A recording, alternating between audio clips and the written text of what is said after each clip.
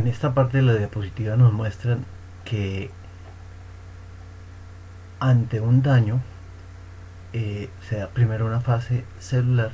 En esa fase celular nos lleva a la producción de plaquetas activadas.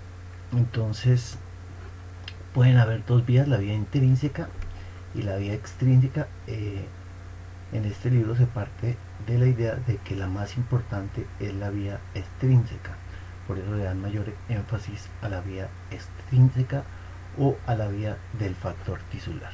Entonces, ante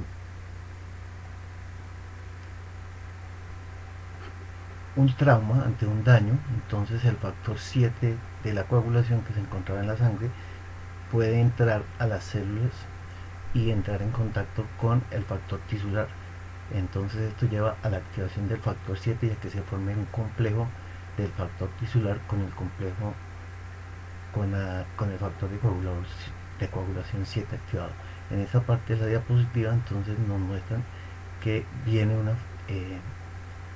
una activación molecular. Esa activación molecular entonces tiene una fase de iniciación. Esa fase de iniciación llega hasta la producción de trombina en poca cantidad y posteriormente viene una fase de amplificación donde la misma trombina lleva a la activación de otros factores que llevan a que se produzca muchísima más trombina activada. Por eso se llama la fase de amplificación. Entonces el complejo activado factor 7 unido con el factor tisular, entonces nos activan el factor de coagulación 9 a factor de coagulación 9 activado y el factor de coagulación 10 a factor de coagulación 10 activado, el cual a su vez nos activa la protrombina a trombina.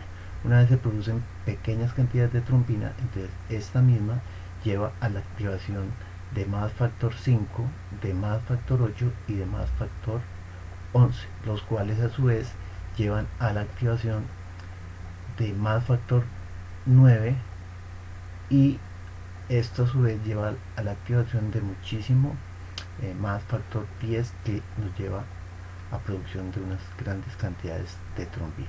Entonces hasta aquí es la fase de activación. Una vez se activa la trombina, entonces la trombina hace que el fibrinógeno se convierta en fibrina.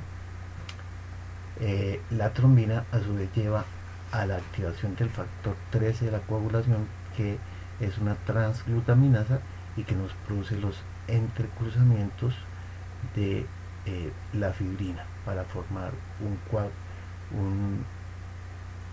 coágulo de fibrina estabilizado. Aquí nos está mostrando que la antitrombina entonces nos degrada el factor 7 activado, el factor 11 activado, el factor 9 activado, el factor 10 activado y la misma trombina. Y esta APC, que sería la proteína C activa, entonces nos lleva a la degradación del factor 8 activado y del factor 5 activado. Entonces en esta parte nos vuelven a mostrar la vía extrínseca, entonces un trauma entre el factor 7 entra en contacto con el factor tisular. El factor tisular entonces nos lleva a la activación en esta figura de el 7 con el factor tisular nos lleva a la activación del factor 10, factor 10 que nos lleva a la producción de trombina, activación del factor 2, es decir, la protrombina en trombina, es decir, el factor de coagulación 2 activado. Esto nos va a producir la activación del factor 1, que sería el fibrinógeno, en factor 1 activado, que sería la fibrina, y la transglutaminasa, que a su vez es activada por la misma trombina. Entonces una de las transglutaminasas activas nos produce entrecruzamientos y nos produce los coágulos de trombina. Una vez se activa la trombina, entonces producen pequeñas cantidades, entonces ella misma se encarga de amplificar, como activando más factor 8, induciendo la activación de más factor 5 e induciendo la activación de más factor 11. En esta diapositiva entonces también nos muestra que la trombina lleva a la activación de la proteína C, quien junto con la proteína S entonces nos llevaría a la degradación de los factores 5 activados y del factor 8 activado. Este es un inhibidor, aquí nos está mostrando la actividad de un inhibidor de la vía del factor tisular.